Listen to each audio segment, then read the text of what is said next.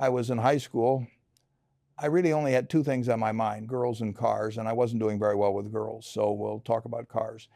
But let's just imagine each one of you pick out the car you most want. Doesn't matter the price, I'll pick it out. Any color you name it, it'll be tied up with a bow. And you say, well, what's the catch? And the catch is that it's the only car you're going to get in your lifetime. Now, what are you going to do knowing that that's the only car you're ever going to have? You're going to take care of it like you cannot believe now. What I'd like to suggest is you're not going to get only one car in your lifetime, but you're going to get one body and one mind. And that's all you're going to get. And that body and mind feels terrific now, but it has to last you a lifetime. Now, I'm going to apply that same logic to investing. If you could only make 4 investment decisions for the next 30 years, what would they be? You can't change your mind later. You can't chase whatever becomes hot next year. You can't panic and sell during a market crash. 4 decisions, that's it. For the next 3 decades, this mental exercise forces you to think completely differently about investing. It eliminates all the noise, all the distractions, all the constant temptation to tinker and make changes. And when you strip away all of that and force yourself to focus only on what truly matters for long-term wealth building, the answer becomes remarkably simple. I'm going to tell you exactly what those 4 index funds are. But more importantly, I'm going to explain in detail why these 4, and only these 4, are all you need to build substantial wealth over the next 30 years. Not 5 funds, not 10 funds, not some complicated mix with sector funds and small cap value funds and frontier market funds and commodity funds and real estate funds. Just 4, because here's what most people fundamentally misunderstand about investing. They think more is better. They think having more funds means more diversification, which means less risk. They think complexity equals sophistication. But that's not how it actually works. Beyond a certain point, adding more funds doesn't meaningfully reduce your risk. It just creates unnecessary complexity and confusion, and it often dilutes your returns. The approach I'm going to share with you has one overriding virtue: simplicity. 4 index funds, extremely low costs, broad diversification across thousands of companies and dozens of countries. No need to pick individual stocks or try to identify the next Amazon. No need to time the market or predict which sectors will outperform. No need to constantly monitor financial news or adjust your portfolio based on the latest economic data. You set it up once, you contribute to it regularly, and you let compound interest do the heavy lifting for 3 decades. It's boring, it's unglamorous, it won't give you exciting stories to tell at parties, but it works. And in investing, working reliably over long periods is infinitely more valuable than being exciting in the short term. So let's start with the first fund, the absolute foundation of your entire portfolio. This should be your largest holding by far. I'm talking about a total United States stock market index fund. Not an S&P 500 fund, though that would be fine too, but ideally a total market fund that gives you exposure to every single publicly traded company in America. Large cap companies like Apple and Microsoft, mid cap companies that most people have never heard of, small cap companies that are just getting started, technology and healthcare and financials and consumer goods and energy and industrials and everything. When you own this fund, you literally own a proportional piece of the entire American economy. Why is this the foundation? Because over very long periods of time, the United States stock market has been the single greatest wealth creation machine in the history of human civilization. Despite world wars, despite civil unrest, despite assassinations and terrorist attacks, despite countless recessions and several genuine depressions, despite every imaginable challenge and crisis, the market has consistently trended upward over time. A single dollar invested in United States stocks in 1925 would be worth thousands of dollars today, even after adjusting for inflation. That's the power of long-term compounding growth in the dynamic capitalist economy. And here's the key insight that changes everything if you truly understand it. You don't need to identify the winning stocks in advance. You just need to own all of them. Some companies will fail completely. Hundreds of companies will go bankrupt. Thousands more will deliver mediocre or poor results. But a small number of companies, the true winners, will generate returns that are so extraordinary they more than compensate for all the losers. And by owning the total market through an index fund, you absolutely guarantee that you capture the returns of every single winner, whatever companies they turn out to be. Think about how impossible it would have been to predict in advance that Apple would become the most valuable company in the world, or that Amazon would go from selling books online to dominating cloud computing and e-commerce, or that a small search engine company called Google would become one of the most profitable businesses ever created. Very smart, well-informed investors missed all of these opportunities because they couldn't see the future. But if you owned a total market index fund, you owned all of them automatically. You didn't need to be smart or lucky or prescient. You just needed to own the market. The expense ratio on a total market index fund is ridiculously low, typically around 0.03 to 0.05% annually. That means for every $10,000 you have invested, you're paying $3 to $5 per year in fees. Compare that to actively managed mutual funds that routinely charge 1%, 1.5%, even 2% in some cases. Over 30 years, that difference in fees compounds into absolutely staggering amounts. We're talking about hundreds of thousands of dollars for a typical investor. Low costs are not a minor detail. They're absolutely critical to long-term wealth accumulation. And index funds provide those low costs in a way that actively managed funds simply cannot match. Now, the second fund, this is your International Developed Markets Index Fund. This gives you exposure to large, well-established companies in Europe, Japan, Australia, Canada, and other wealthy, stable countries outside the United States. Why do you need this when the United States has the strongest economy and the best companies? Several reasons. First, despite America's economic dominance, it only represents roughly half of the world's total stock market capitalization. The other half is spread across the rest of the world. And while United States stocks have substantially outperformed international stocks over the past decade, that hasn't always been the case and won't always be the case going forward. There have been extended periods, sometimes lasting a full decade, where international stocks meaningfully outperformed United States stocks. In the 2000s, international was the place to be. In the 1980s, Japanese stocks went on an incredible run. Nobody knows which markets will perform best over the next 30 years. And rather than trying to predict something that's fundamentally unpredictable, you simply own both. This is diversification in its purest, most valuable form. More importantly, international exposure provides a hedge against any number of potential problems. What if United States fiscal policy becomes destructive? What if the dollar weakens significantly? What if political dysfunction or policy mistakes damage the American economy? What if other countries implement better policies and create more favorable business environments? You don't know, I don't know, nobody knows. But by having international exposure, you protect yourself against these scenarios. Different markets and economies don't always move in lockstep. When United States stocks are struggling, international stocks might be thriving, and vice versa. This smooths out your returns over time and reduces the overall volatility of your portfolio. I would suggest allocating somewhere between 20 and 30% of your total stock holdings to this International Developed Markets Fund. So if you have $100,000 in stocks, maybe $25,000 or $30,000 would be in international developed markets. That's enough exposure to provide meaningful diversification benefits without over-concentrating in markets that might have lower long-term growth rates or higher regulatory risks than the United States. The important distinction here is developed markets. These are stable, wealthy democracies with mature legal systems, transparent financial markets, strong property rights, and established institutions. The United Kingdom, Germany, France, Switzerland, Japan, Netherlands, Australia, Canada, these aren't emerging markets with significant political risk or currency volatility. They're advanced economies with world-class multinational companies, companies like Toyota and Samsung and Nestle and LVMH, businesses that would be considered excellent investments regardless of where they happen to be domiciled. The third fund in your portfolio is your Emerging Markets Index Fund. This gives you exposure to faster growing but riskier economies like China, India, Brazil, Taiwan, South Korea, Mexico, and many others. These markets are called emerging because they're still developing and industrializing.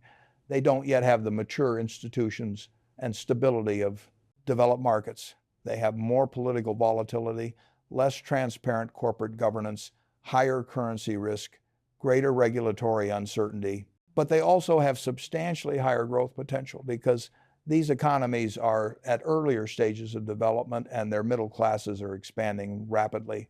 I would keep this allocation smaller than your developed international allocation, maybe 10 to 15% of your total stock holdings. You definitely want the exposure to this growth, but you don't want to be over-concentrated in markets that come with elevated risks. Think of this allocation as your growth kicker. Most of the time, emerging markets will be more volatile than United States or developed international markets. They'll have bigger ups and downs, larger swings in both directions. But over a 30-year time horizon, you absolutely want this exposure because the fastest growing economies and companies over the next 3 decades will include many from these emerging markets. Consider what's happened over the past 30 years to understand why this matters. 30 years ago, China was a tiny, almost irrelevant portion of global stock markets. Today, it's one of the largest markets in the world with some of the most valuable companies on the planet. The same fundamental transformation is happening in India right now as I speak, and it will likely happen in other emerging markets over the next 30 years. Vietnam, Indonesia, Nigeria, Egypt. We don't know exactly which countries will emerge as major economic powers, but we know some will.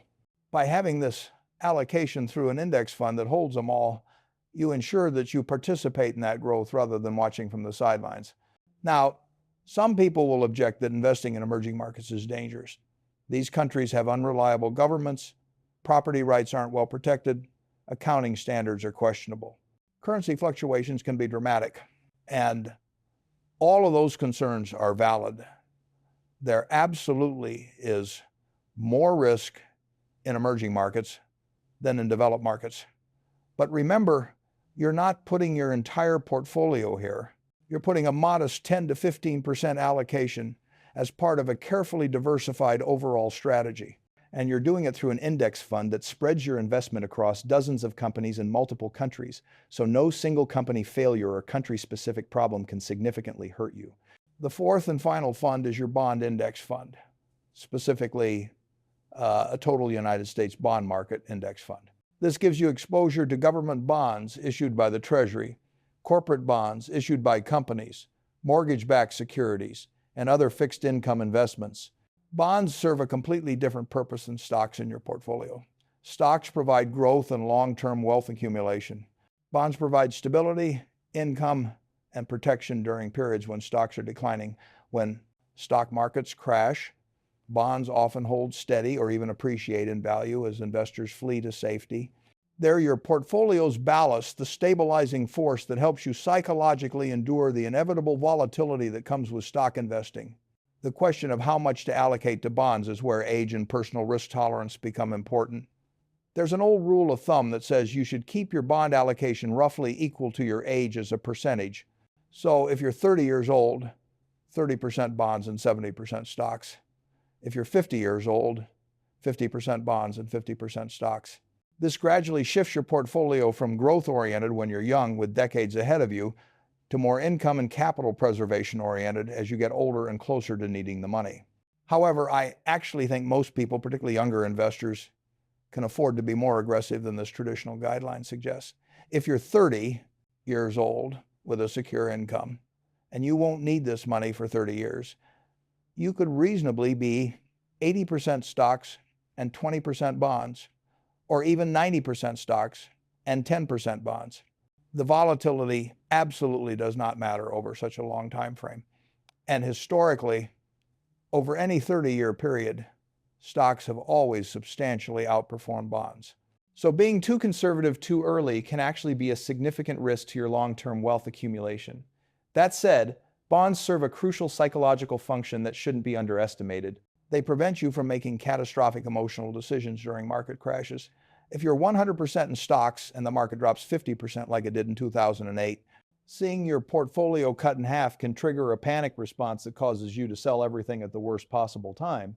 But if you're 70% stocks and 30% bonds, and the stocks drop 50%, but the bonds hold steady, your overall portfolio might only decline 35%. That's still painful, but it's much more psychologically bearable.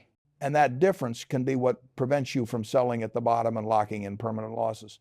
So here's what a reasonable portfolio might look like for someone who's 40 years old and planning to hold these funds for the next 30 years until age 70.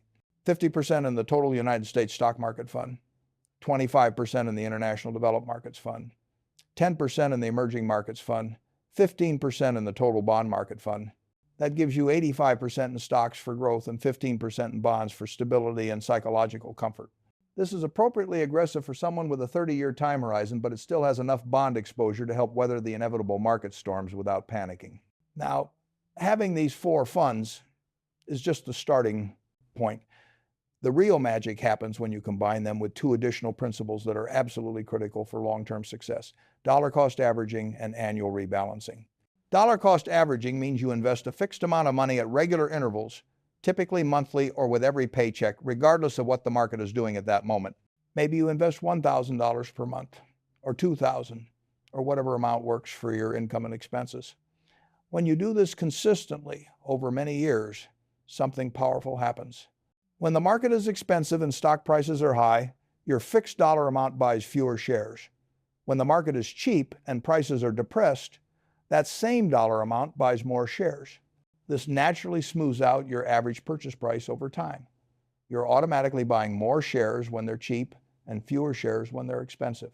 And critically, it completely removes the temptation and stress of trying to time the market. You don't have to predict whether now is a good time to invest or whether you should wait for a pullback. You just invest the same amount on the same schedule month after month after month in good markets and bad markets for 30 years. Rebalancing is the other essential discipline. This means once per year, or whenever your allocations drift significantly from your targets, you adjust back to your intended percentages. Let's say stocks have a tremendous year, and now they represent 90% of your portfolio instead of your target of 85%. You would sell some stocks and use the proceeds to buy more bonds, bringing your allocation back to 85-15.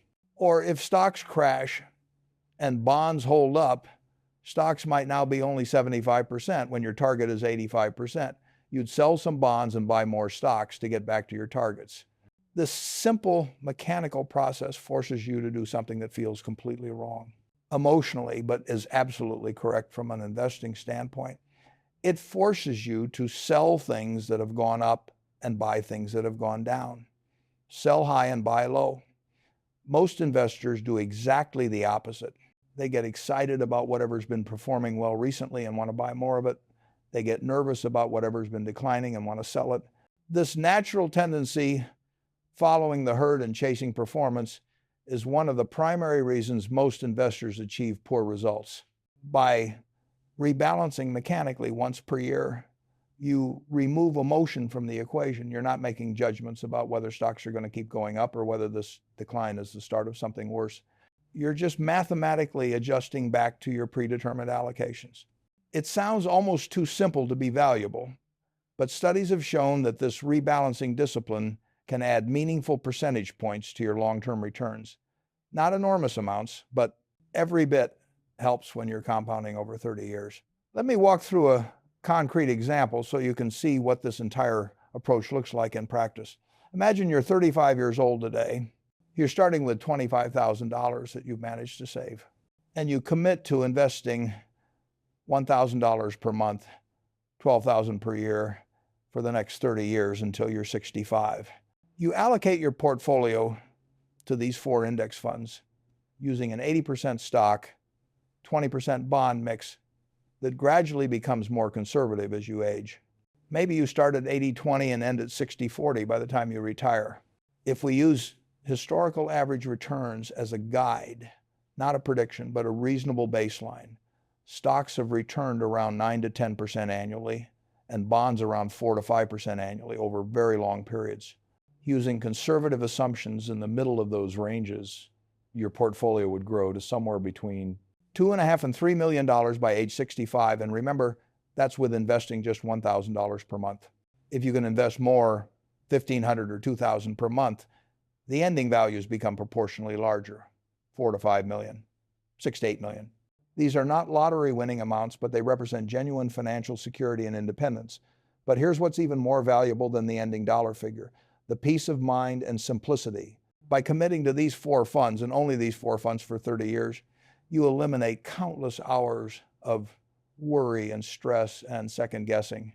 You don't spend your evenings and weekends researching individual stocks, trying to figure out which companies are going to be tomorrow's winners. You don't panic during market crashes, wondering if you should get out. You don't get tempted by hot tips or the latest investment fad. You don't constantly question whether you're doing the right thing. You have a plan. It's a sensible, proven plan.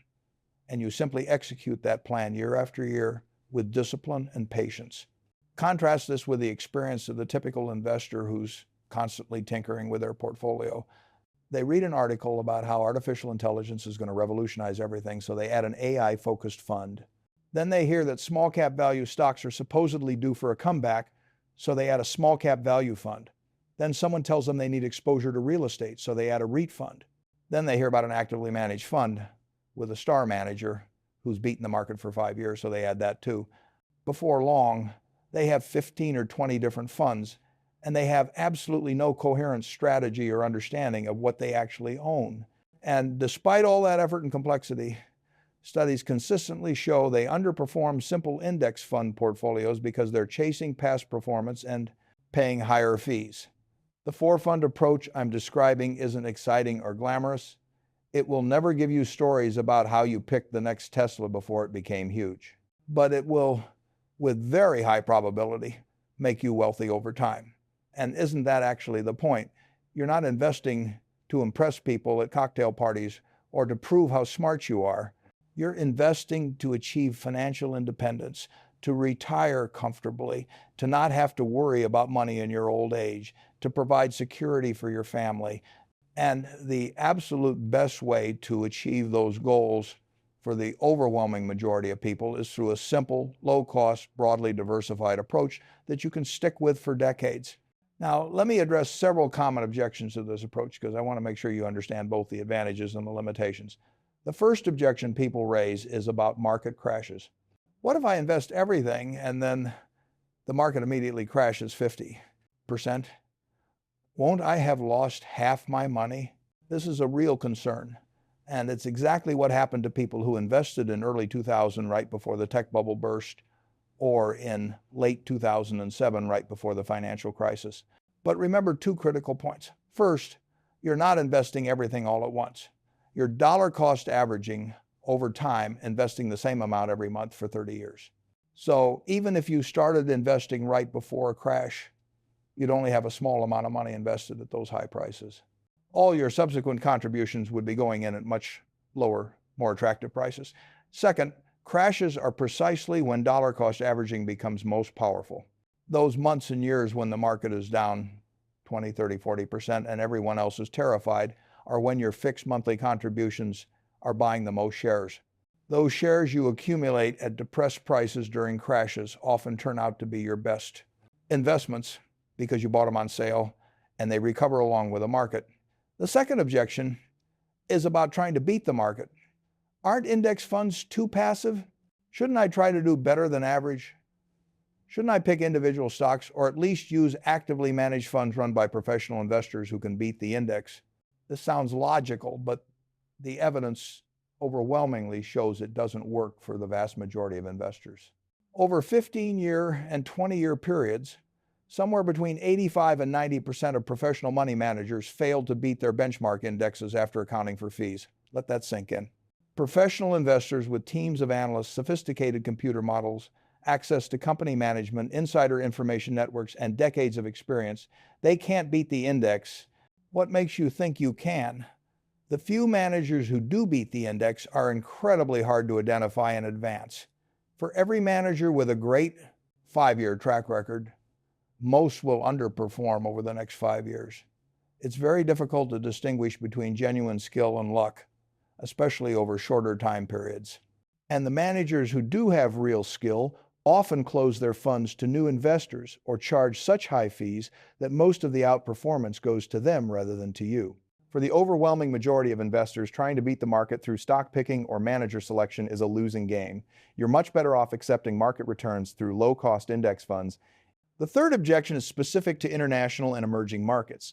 Some people argue that United States stocks have crushed international stocks for the past decade, so why bother with international at all? Why not just go 100% United States and forget about the rest of the world? And it's true that the United States has significantly outperformed recently, but that wasn't always the case, and it won't always be the case going forward. In the 2000s, international stocks substantially outperformed United States stocks. In the late 80s and early 90s, Japanese stocks went on an incredible run that left the United States market in the dust. Markets move in cycles. Sometimes one geography outperforms for years or even a decade or more, but then leadership shifts and a different geography takes over. Nobody can reliably predict when these shifts will happen or which markets will lead over the next 30 years. So rather than making a concentrated bet that the United States will continue to dominate, which might be right or might be wrong, you simply own all the major markets. This way you're guaranteed to participate in whichever markets perform best without having to correctly predict the future. The fourth objection comes primarily from younger investors. They say they're only 25 or 30 years old with decades until retirement. So why do they need any bonds at all? Why not go 100% stocks and maximize growth? Technically, this could work if you truly have the emotional fortitude to handle major declines without panicking. If you can watch your portfolio drop 50% and not only hold but continue investing more, then yes, 100% stocks might be appropriate. But most people dramatically overestimate their risk tolerance. They think they can handle big losses until they actually experience them. Having some bond exposure, even just 10 or 15%, provides a psychological cushion that helps you stay the course during the inevitable crashes and bear markets. Let me provide some very practical implementation guidance. Where should you actually hold these four funds? Ideally in tax-advantaged retirement accounts like a 401k, 403b IRA, or Roth IRA. These accounts allow your investments to grow tax-deferred or even completely tax-free in the case of Roth accounts. You don't pay taxes on dividends or capital gains each year, which means more of your money stays invested in compounds. This makes an enormous difference over 30 years. If you're fortunate enough to max out your tax-advantaged account space and still have more to invest, then a regular taxable brokerage account works fine. But always prioritize filling your tax-advantaged accounts first before putting anything in taxable accounts. Which specific funds should you use? This depends somewhat on what's available in your employer's retirement plan and which brokerage you use. But Vanguard, Fidelity, and Schwab all offer excellent low-cost index funds that would work perfectly for this strategy. For total United States stock market, you might use VTSAX at Vanguard, FSCAX at Fidelity, or SWTSX at Schwab. For international developed markets, VTIX, FSPSX, or SWISX. For emerging markets, VMAX, FPADX, or SKI. For total bond market, VBTLX, FXNAX, or SWAGX. The specific fund matters less than ensuring it's a low-cost index fund with an expense ratio well below 0.2%. Many employer 401k plans offer target date retirement funds, which are designed to do essentially what I'm describing automatically. They hold a mix of stock and bond index funds that gradually becomes more conservative as you approach your target retirement date. If your plan offers a low-cost target date fund with an expense ratio below 0.2%, that's actually a perfectly reasonable alternative to managing the four-fund portfolio yourself. It's even simpler because the fund company handles the rebalancing automatically. You just contribute money and forget about it. But if you want more control or you're investing in an IRA or taxable account where you have complete freedom, setting up the four-fund portfolio yourself is straightforward. Most brokerages make it extremely easy to buy index funds with no transaction fees or commissions. Many allow you to set up automatic investments so a portion of every paycheck goes directly into your funds at your target allocations. The entire setup process might take an hour or two. Then annual rebalancing takes maybe 30 minutes to an hour once a year. That's it. 2 hours of setup and 30 minutes annually for 30 years. In exchange, you get a portfolio that should compound reliably to substantial wealth. That's an incredible return on time invested. Now I want to address the behavioral and psychological side of this approach, which is ultimately more important than the technical details. Investing isn't complicated. The math is straightforward. The strategy is simple. But actually executing that simple strategy consistently for 30 years while the world throws every possible challenge and temptation at you, that's extraordinarily difficult. You're going to experience multiple bear markets where your portfolio loses 30, 40, maybe 50% of its value. You're going to see friends and colleagues talking about individual stocks they bought that doubled or tripled. You're going to read articles questioning whether passive index investing still works or whether active management is making a comeback. You're going to hear financial pundits on television saying you need to get defensive, or that it's time to buy technology, or that you should be in cash. All of this noise is designed to make you question your approach and make changes. And you have to be strong enough to ignore it. You have to tune out the noise and stay focused on your long-term plan. The way to do this is to commit from the very beginning that your four-fund portfolio is essentially permanent. You're not going to change it based on market conditions or economic forecasts or the latest investment trends. The money goes in and it stays there, continuously compounding for 30 years, period. This mental framing, treating your investments as permanent rather than temporary, helps resist the constant urge to tinker and make changes. Another helpful technique is to severely limit how often you look at your portfolio balance. Checking daily or even weekly is a recipe for anxiety and poor decisions. You see all the volatility, you see the losses during down markets, and you get tempted to do something, anything, to stop the pain. But if you only check quarterly or even just annually, when you rebalance, the day-to-day and week-to-week fluctuations become irrelevant.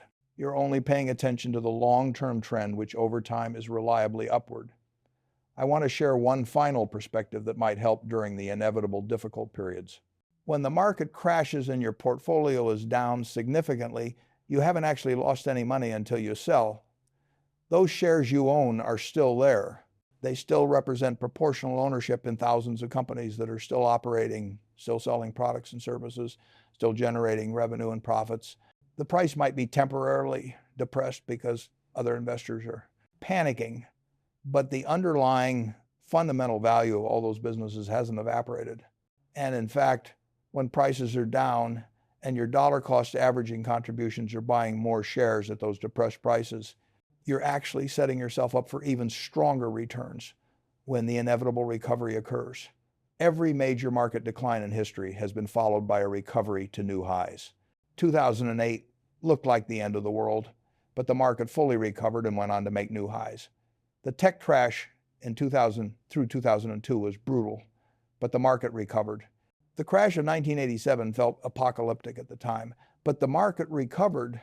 Even the Great Depression, the worst economic disaster in modern history, was eventually followed by recovery and new highs. This pattern will continue as long as human beings continue innovating, creating businesses, and generating economic value. So here's my final challenge to you. Commit to this four-fund approach for the next 30 years. Don't just think about it or intellectually agree with it. Actually do it. Open the accounts, choose your four funds, set up automatic monthly contributions, and then stick with it absolutely no matter what happens. Through bull markets where you're tempted to invest more aggressively to chase even higher returns, through bear markets where you're terrified and want to go to cash, through sideways markets where nothing seems to be happening and you're tempted to try something more exciting. Just keep investing in these four funds, keep rebalancing annually, and trust the process. If you do this, I am absolutely confident that 30 years from now you'll look back and be amazed at what you built. Not because you were a brilliant stock picker or market timer, not because you spent countless hours researching investments and making complicated decisions, but because you chose a simple, sensible, time-tested strategy and had the discipline and patience to follow it consistently for 3 decades. That's how real wealth is built. Not through complexity and cleverness, but through simplicity and discipline consistently applied over very long periods of time. These 4 index funds, total United States stock market, international developed markets, emerging markets, and total bond market, give you absolutely everything you need: broad diversification across thousands of companies in dozens of countries, extremely low costs that allow maximum compounding, simplicity that makes it easy to stick with the plan through all market conditions, and a proven track record of generating wealth over long time periods when combined with dollar cost averaging and annual rebalancing. You don't need anything else. No sector funds betting on specific industries.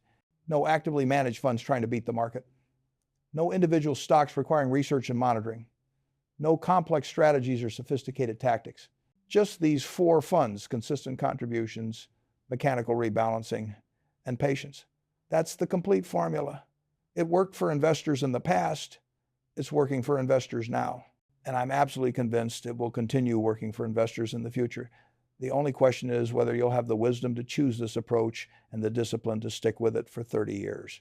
Because if you do, your future self will thank you profusely.